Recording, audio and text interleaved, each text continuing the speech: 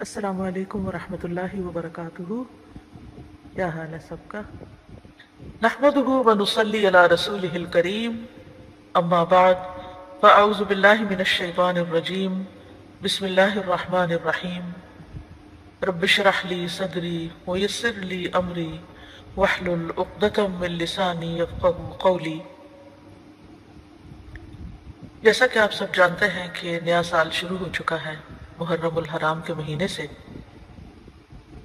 محرم اللہ کا مہینہ ہے، ہجری سال کا پہلا مہینہ، اور یہ حرمت والے مہینوں میں سے سب سے آخری مہینہ ہے.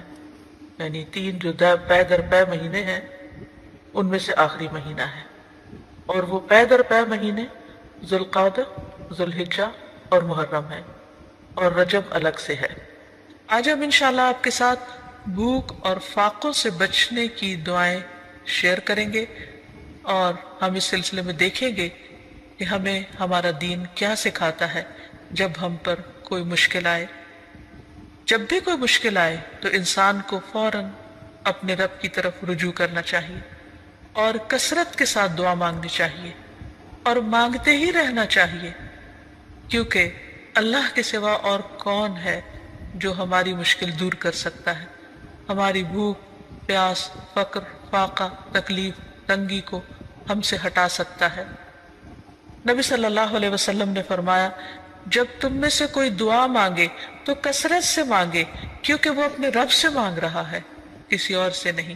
کیونکہ انسان جب کسی اور سے مانگتا ہے تو وہ ناراض ہو جاتا ہے، وہ نظریں چرانے لگتا ہے، وہ دور ہونے لگتا ہے، تعلقات خراب ہونے لگتے ہیں. لیکن جب انسان اپنے رب سے مانگتا ہے تو رب خوش ہوتا ہے، اس دعا کو انسان کے حق میں عبادت لکھ دیتا ہے، اس دعا کے مانگنے پر بے پناہ اجر لکھ دیتا ہے، اور دعا کے مانگنے سے انسان کی مشکل کو بھی آسان کرتا ہے. اصل میں دعا رکھی اس لیے گئی تاکہ انسان کا اپنے رب کے ساتھ ایک مضبوط تعلق قائم رہے. اسی طرح ایک اور حدیث میں بھی آتا ہے کہ رسول اللہ صلی اللہ علیہ وسلم نے فرمایا، لوگوں میں سب سے زیادہ عاجز وہ ہے جو دعا نہ مانگے، جو دعا مانگنے میں عاجز ہو. یعنی وہ دعا مانگنے میں سستی کرے، یا کم ہمتی سے کام لے، یا مایوسی کرے کہ میں تو بہت مانگ چکا، اب میں تھک چکا ہوں اور میری دعا تو سنی نہیں جاتی. نہیں، انسان کبھی بھی اپنے رب سے مایوس نہ ہو. لیکن یاد رہے کہ دعا مانگنے سے پہلے ہمیشہ اللہ سبحانہ و تعالیٰ کی حمد و ثنا کرے. ایک شخص نبی صلی اللہ علیہ وسلم کے پاس حاضر ہوا اور کہنے لگا کہ یا رسول اللہ صلی اللہ علیہ وسلم، مجھے قرآن مجید میں سے کچھ یاد نہیں رہتا، تو مجھے کچھ ایسے کلمات سکھا دیجئے کہ مجھے وہ اس سے کفایت کریں، یعنی میں ان کو زبانی یاد کر لوں اور ان کو پڑھتا رہوں. تو آپ صلی اللہ علیہ وسلم نے اس کو سکھایا، سبحان اللہ والحمد للہ ولا الہ الا اللہ واللہ اکبر ولا حول ولا قوة الا باللہ. اللہ پاک ہے، سب تعریف اللہ کے لیے ہے، اس کے سوا کوئی معبود نہیں، اللہ سب سے بڑا ہے، اور برائیوں سے بچنے کی ہمت اور نیکی کرنے کی قوت اللہ کے سوا کسی سے ممکن نہیں. یعنی اللہ تعالیٰ ہی انسان کو یہ قوت عطا کرتا ہے. تو گویا جب انسان فقر و فاقہ میں مبتلا ہو یا کسی بھی قسم کی محتاجی اس پر آ جائے تو پھر اللہ سبحانہ وتعالیٰ ہی کی طرف رجوع کرے، کثرت کے ساتھ درود شریف پڑھے، اور خصوصاً دعا سے پہلے درود شریف کا پڑھنا قبولیت کا باعث بنتا ہے. اور اس میں درود ابراہیمی بھی پڑھا جا سکتا ہے، اور اس کے علاوہ مختصر درود جو ہیں وہ بھی پڑھے جا سکتے ہیں. کم سے کم اتنا تو کہے صلی اللہ علیہ وسلم، اور جتنی بار کہے گا ہر بار کہنے سے 10 رحمتیں اس پر آئیں گی.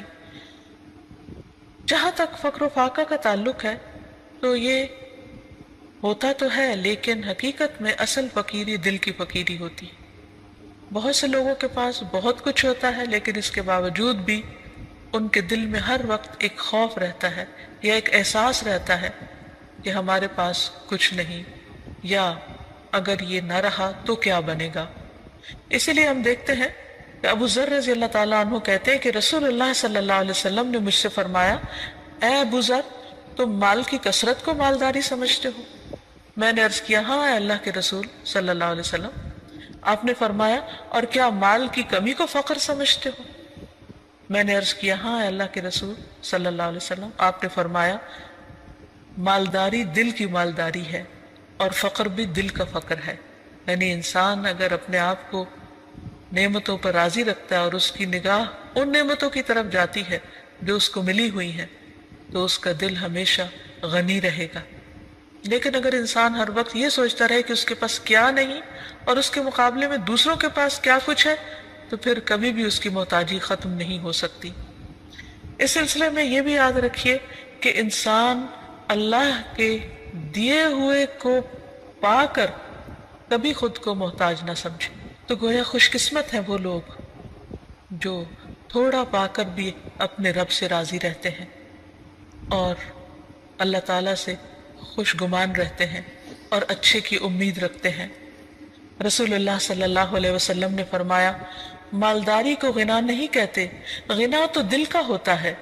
جب اللہ کسی بندے کے حق میں خیر و بھلائی کا ارادہ کرتا ہے تو اس کے نفس میں غنا اور دل میں تقوی پیدا کر دیتا ہے، اور جب اللہ کسی بندے کے حق میں شر کا ارادہ کرتا ہے تو اس کی فقیری کو اس کی دونوں آنکھوں کے سامنے رکھ دیتا ہے اور اسے سوائے اپنے فقر اور محتاجی کے کچھ نظر نہیں آتا.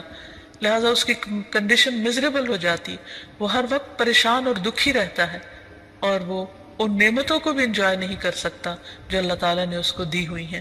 اگر انسان غور کرے کہ اس کی اگر خدا نخواستہ آنکھ چلی جائے تو کیا دنیا بھر کی دولت خرچ کر کے بھی وہ آنکھ لے سکتا ہے واپس؟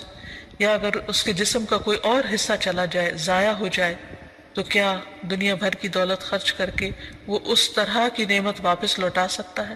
ہرگز نہیں. ہمارے جسم کا ایک ایک حصہ لاکھوں کروڑوں کا ہے.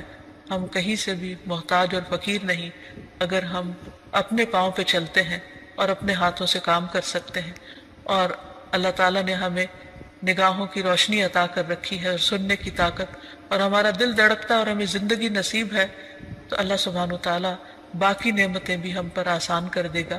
صرف یہ کہ انسان وقتی طور پر کسی آزمائش سے نہ گھبرائے. پھر اسی طرح فقر و فاقہ چونکہ ایک آزمائش ہے تو اللہ تعالیٰ مختلف لوگوں کو مختلف طریقے سے آزماتا ہے. تو کچھ لوگوں کو فقر سے آزماتا ہے، اور اس میں صرف یہ نہیں کہ کسی عام انسان کو، بلکہ اللہ تعالیٰ نے اپنے بڑے بڑے نیک بندوں کو بھی اس سے آزمایا ہے. لیکن عام حالات میں فقر و فاقہ کے جو اسباب ہمیں قرآن و سنت سے پتہ چلتے ہیں ان میں سے ایک وجہ دین سے دوری بھی ہے. معقل بن یسار کہتے ہیں رسول اللہ صلی اللہ علیہ وسلم نے فرمایا تمہارا رب فرماتا ہے اے ابن آدم میری عبادت کے لیے فارغ ہو جا تو میں تیرے دل کو غنا سے اور تیرے ہاتھ کو رزق سے بھر دوں گا. اے ابن آدم مجھ سے دور نہ ہو ورنہ میں تیرے دل کو فقر سے اور تیرے ہاتھ کو شغل اور مصروفیت سے بھر دوں گا. یعنی تم کام بھی کرتے رہو گے لیکن تمہارا غم کبھی دور نہیں ہوگا. قرآن مجید سے بھی ہمیں واضح طور پر یہ بات پتہ چلتی ہے کہ جو شخص اللہ کے ذکر سے منہ موڑتا ہے اللہ تعالیٰ دنیا کی زندگی بھی اس پر تنگ کر دیتے ہیں.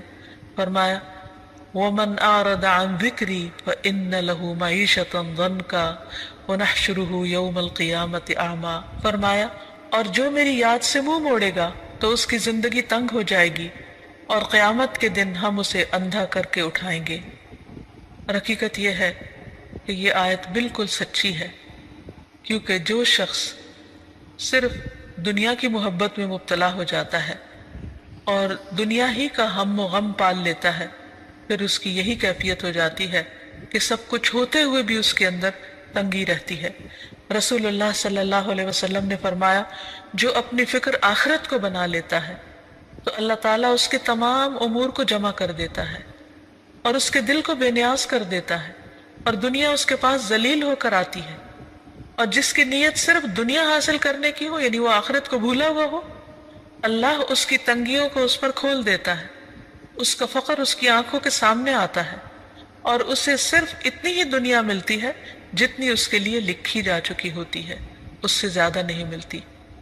اس لیے انسان کو ہمیشہ اللہ سبحانہ وتعالیٰ کی طرف رجوع کرنا چاہیے اور جو کچھ انسان کو ملا ہے اس پر راضی رہنا چاہیے، شکر ادا کرتے رہنا چاہیے اور فقر و فاقہ کے علاج کے لیے اللہ تعالیٰ سے ہی دعائیں کرنی چاہیے. ابو ذر غفاری کہتے ہیں نبی صلی اللہ علیہ وسلم اللہ سبحانہ وتعالیٰ سے روایت کرتے ہیں کہ بے شک اللہ تعالیٰ فرماتا ہے اے میرے بندو تم سب بھوکے ہو سوائے اس کے کہ جسے میں کھلاؤں، تو تم مجھ سے کھانا مانگو، میں تمہیں کھلاؤں گا۔ اے میرے بندو، تم سب برہنہ ہو سوائے اس کے جسے میں لباس پہناؤں، تو تم مجھ سے لباس مانگو، میں تمہیں لباس پہناؤں گا۔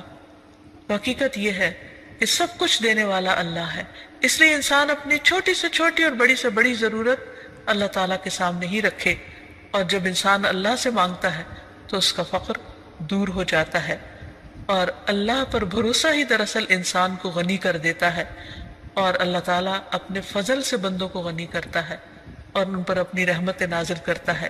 قرآن مجید میں آتا ہے وَأَنَّهُ هُوَ أَغْنَى وَأَقْنَى، وہی تو ہے جس نے غنی کیا اور دولت عطا کی۔ بعض اوقات وہ دے کر لے لیتا ہے، بعض اوقات دینے کے بعد پھر وہ مزید دیتا ہے، اور یہ سب اس کے اپنے فیصلے ہیں، لیکن انسان کو ہر صورت میں اللہ تعالیٰ کی طرف ہی رجوع کرنا چاہیے، اور اللہ تعالیٰ کی تقسیم پر راضی رہنا چاہیے، قناعت اختیار کرنی چاہیے۔ اور جب انسان پر فقر و فاقہ یا بھوک کی کوئی کیفیت طاری ہو تو نبی صلی اللہ علیہ وسلم کی بھوک کو یاد کر لینا چاہیے۔ یہ حدیث یاد رہے کہ رسول اللہ صلی اللہ علیہ وسلم اس دنیا سے رخصت ہو گئے اور آپ نے کبھی جو کی روٹی بھی آسودہ ہو کر نہیں کھائی۔ ایک اور روایت میں آتا ہے کہ رسول اللہ صلی اللہ علیہ وسلم بعض اوقات سارا دن بھوک کی وجہ سے بے قرار رہتے تھے، اور آپ کوئی خراب کھجور تک گھر میں نہیں پاتے تھے کہ جس سے آپ اپنا پیٹ بھر لیں، حالانکہ آپ اللہ کے محبوب تھے۔ تو اس سے یہ پتہ چلتا ہے کہ ضروری نہیں کہ جو شخص فقر و فاقہ کا شکار ہو جائے اللہ تعالیٰ اس پر ناراض ہی ہو۔ بعض اوقات اللہ تعالیٰ اپنے پیارے بندوں کو آزماتا ہے، انہیں مختلف طرح کے امتحانوں میں ڈالتا ہے تاکہ انہیں اور زیادہ اپنا مقرب بنا لے۔ پھر اسی طرح انسان جب دعائیں کرے تو جو دعائیں ہمیں قرآن و سنت میں سکھائی گئی ہیں ان سے خاص طور پر اللہ تعالیٰ سے مدد مانگتا رہے، کیونکہ ساری تکلیفیں صرف اللہ ہی دور کرتا ہے۔ اللہ تعالیٰ فرماتے ہیں قل أفرأيتم ما تدعون من دون الله إن أرادني الله بضر هل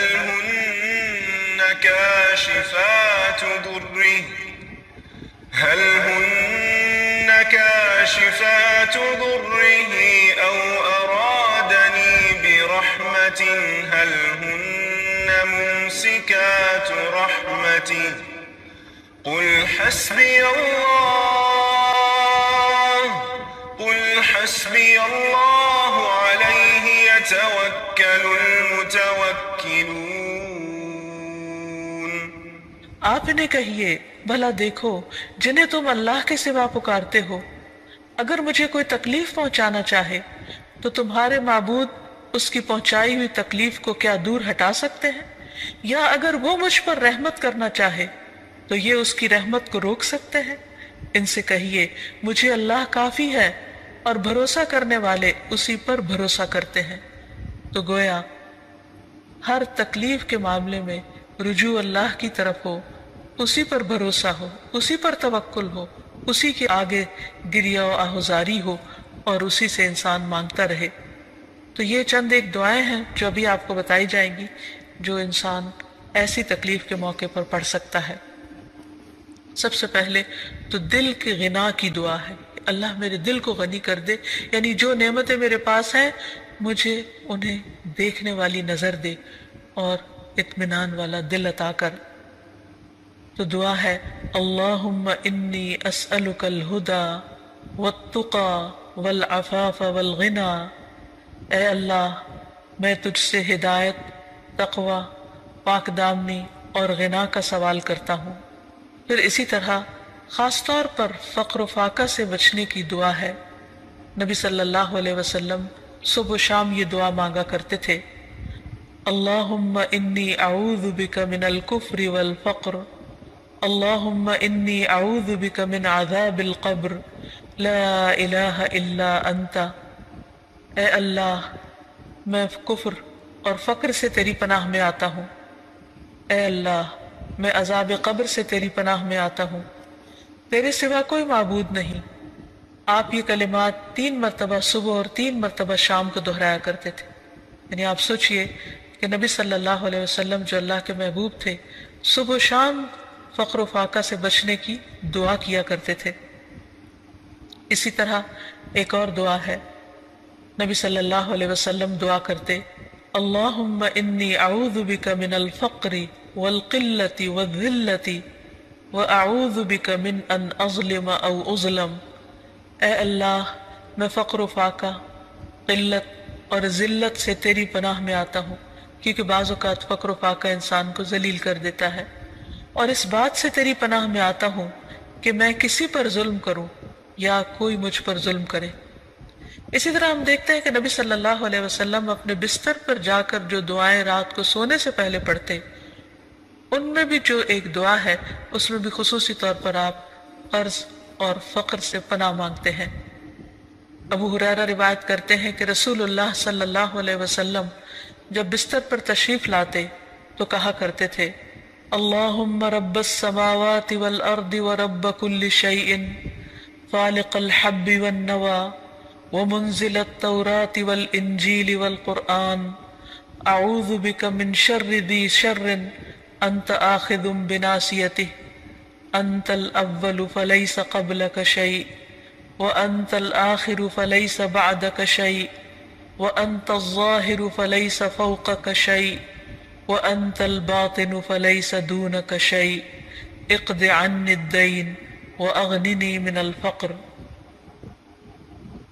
اس کا ترجمہ ہے، اے اللہ، 7 آسمانوں اور زمین کے رب اور ہر چیز کے رب، دانے اور گٹلی کو چیرنے والے، تورات اور انجیل اور قرآن نازل کرنے والے، میں تجھ سے ہر اس چیز کے شر سے پناہ مانگتا ہوں جسے تو اس کی پیشانی کے بالوں سے پکڑنے والا ہے۔